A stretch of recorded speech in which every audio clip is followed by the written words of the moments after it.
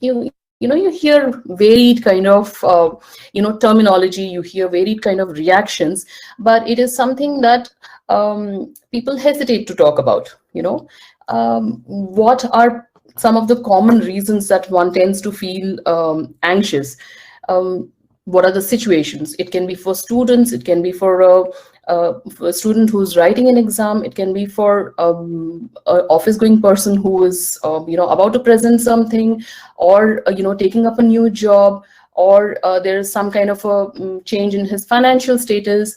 I think this last year for the entire world has been rather what should I say, ground shaking, literally, because the pandemic, as all of us know, has been one of those times when every single individual has connected with anxiety, whether it is about one's health, one's possibility of dying very soon, or whether it is financial strain, whether it is other issues concerned. When you're thinking about your family, the pandemic has brought up a lot of these feelings. It has also brought a lot of economic changes for many of us. So I think it is very essential to understand, when you're talking about anxiety, what is anxiety? But fear is something basically which is a very strong response to a very definite threat. Yeah. Now, anxiety, unlike fear, is something which is a sense that you have in the pit of your stomach for some people, something that you can experience through your physiological responses. Both of them have physiological responses, but I think anxiety is more an imaginary fear in that sense. So when you're talking about anxiety, it could be for somebody who's walking down, for a child who's entering a dark room. It could be a moment of immense anxiety where you are thinking that, where the child is thinking that something is going to appear from nowhere, and that is a very strong reaction of anxiety. There is, every second moment that we are doing something, we experience an emotion, even if we may not be aware of it. During these moments of fear and anxiety, there is a very distinct physiological reaction that one experiences. Um, this last statement, if you look into my slide, it talks about a fight, a flight, or a freeze or a fawn stress response. That is typically our inherent reaction, our body's reaction to how we cope with situations. If there is a moment of stress, it makes us react in a certain manner. It makes us react in a certain manner based on who we are, what our experiences are, how we tend to react to stress. Fight or flight response is a very standard response for any living organism. The moment you touch a fish which is inside water, immediately it reacts. It reacts by moving away. Okay, if you look at a human being, any of us, what is this situation, the pandemic, what has it done to all of us? Do we have a certain response to it? Has my response been that of fight, or of flight, or to freeze, or to fawn? I'll give you an example here. There have been many reports, whether it's in India or whether it is where I'm staying here in Frankfurt, where people have gone to the markets and literally they have emptied the supermarkets of toilet paper, of food articles. What is this response? This response is a typical anxious response.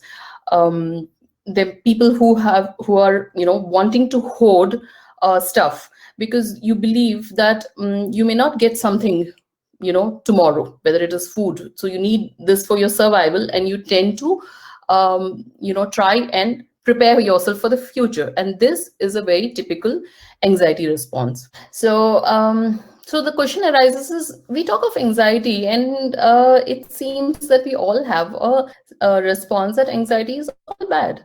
And the question is it all bad? Do we consider it as a huge issue all the time? Now, the fact is something totally different. The fact is that our body reacts to any change, anything which is unfamiliar, familiar. It could be dangerous, it could be not dangerous, but it could respond to any new situation in our life with a certain kind of a reaction. And now that reaction is a normal reaction. That reaction is referred to as anxiety. Yeah, but anxiety when it gets out of hand, that is when we tend to think that it's a huge problem. It is used interchangeably. It is not considered as something which is um, normal. That's how I understand. That's how I hear people talking about it. When I did a little bit of conversations with a few youngsters to find out what is their response, how do they cope with exams, or how do they cope with social situations. For them, I realize many a times anxiety is referred to as definitely a negative concept. Now, this is a typical example where if you see Calvin and Hobbes, this situation where there's last minute panic. Last minute panic is it's a normal response. There are people who tend to work, if there is a presentation or if there is an exam, they tend to work at the nth moment, and they perform better at that time. That said, I'm not saying this is the way to go. Everybody has a way of organizing themselves, but there are people who perform better under a little more pressure than others. There are people who are like to be planned, who make things happen much in advance, prepare for it, sort of practice for it, and those people are different from this set of people. Does it mean that this set of people are wrong in the way they're doing it? No. When to anxiety, we are only talking about our response to a certain stress situation. Yeah. Particular screen, if you can see my screen, it is basically about what we see as anxiety when we are referring to anxiety as a problem, and we are referring to anxiety that we see in ourselves or in others. All right. Now, I'll share the example of somebody I know, a youngster who's writing her 12th boards, and she is under immense stress.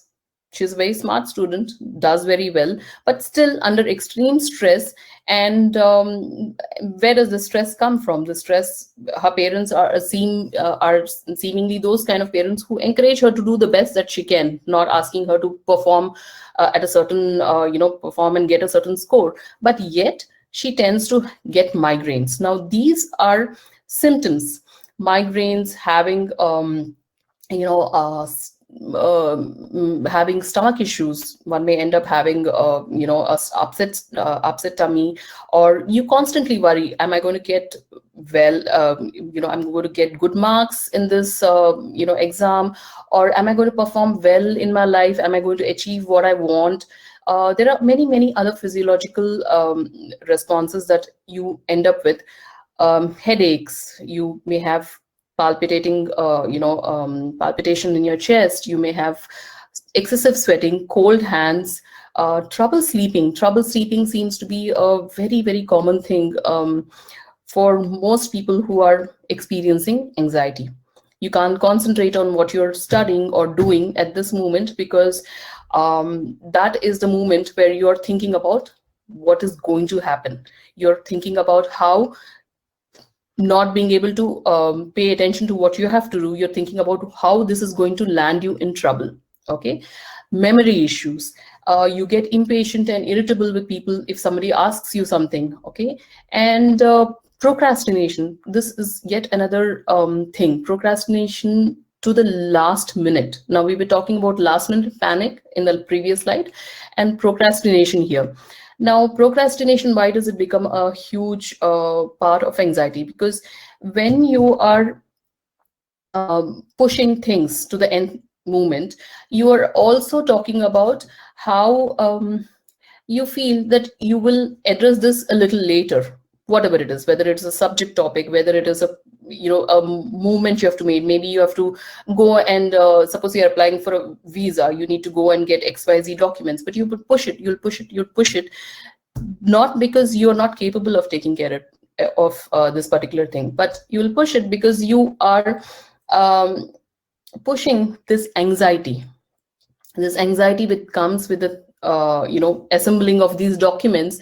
And what is that entire thing going to lead you to? Ideally, it should be that you finish this process and then you are ready to face the next phase, which is going for a visa interview, or accepting or acceptance or non-acceptance of your documents. Something happens, but that moment before you go into the next stage, you are stuck here where you are not able to move on with what you need to do. And that is procrastination, and how it tends to become a vicious cycle in anxiety.